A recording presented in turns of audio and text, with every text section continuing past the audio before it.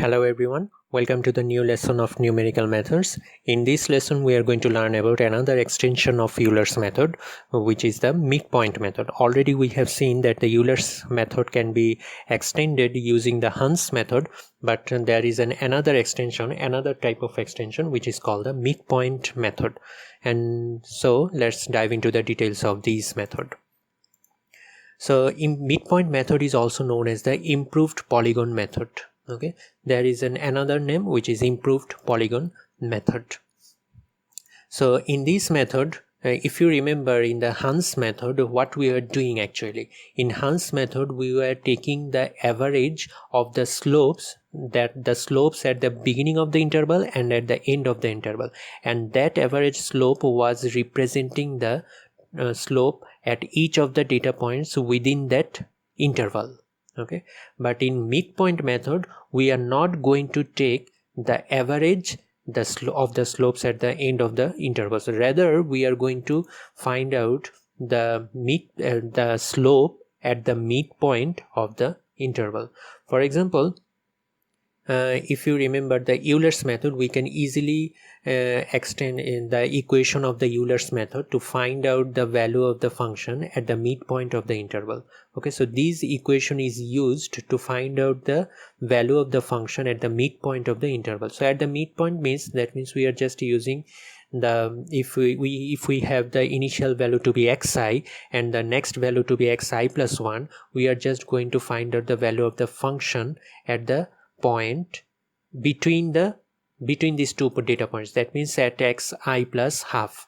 Okay, so that's the point, that's the midpoint where we are going to calculate the value of the function. Then this function predicted value of the function is going to be used to calculate the slope at the midpoint of the function. So this is the slope at the midpoint of the function, and this slope which is calculated at the midpoint, this slope is going to represent as the average slope within the whole interval.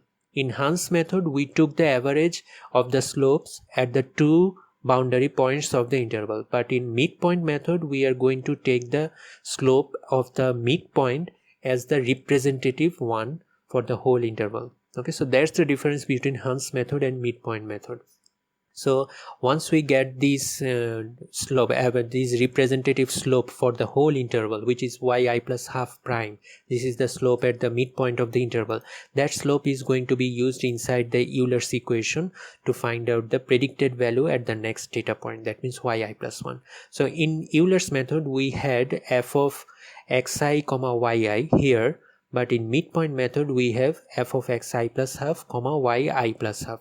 That means in Euler's method we were using the slope at the initial data point, but now in midpoint method we are just using the slope at the midpoint of the interval. So there's the difference between the Euler's method, Hans method and midpoint method. Okay, but look at this equation, we do not have yi plus 1 on both of these sides. As a result, we cannot use the iterative formula like that we used in Hans method. That means in Hans method we use the iterations after iterations to get a final result, but we cannot do that in midpoint method. That's not possible.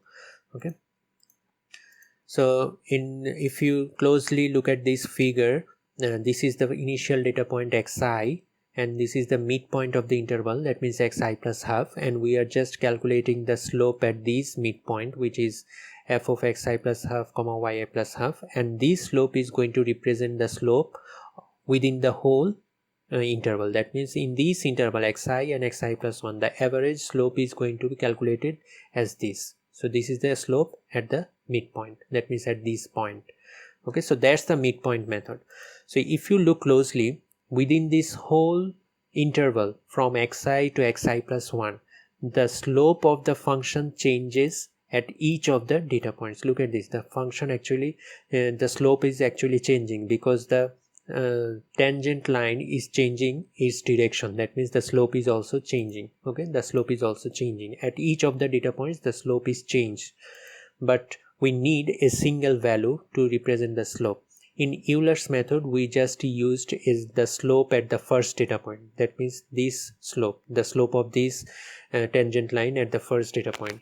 In Hans method we took the average of the two different slope at the first data point and the next data point. That means within an interval we are just calculating two different slopes of these two different tangent lines and took the average of those slopes to represent the slope of this interval. But in Hans method we are not taking these two slopes. Rather in the midpoint method we are not taking these two slopes. Rather we are just taking the slope at this midpoint. Okay, this midpoint of the interval. This slope of this tangent line is going to represent the average slope within the whole interval. Okay, so that's the difference between Euler's method and Hans method and midpoint method. Okay, so the example that we are not showing you a different example because the calculations are very similar to the Hans method and Euler's method, only the equations are different. Okay, we have a single predictor and corrector equation in here in midpoint method, but the calculation is very similar to the cases of Euler's method and Hans method. So in this lesson we have just seen an extension of Euler's method, which is midpoint method, and we have seen the difference between midpoint method and Hans method and Euler's method. So please try out the MATLAB code that I have attached with this video for midpoint method, and in the next lesson we are going to learn about a general class of solving differential equation which is known as the Runge-Kutta method. So we will see that these midpoint method, Hans method, Euler's method, they are just special cases of Runge-Kutta method. Okay, so that's the general solving tool, actually Runge-Kutta method for solving ordinary differential equations. So till the next lesson, thank you so much.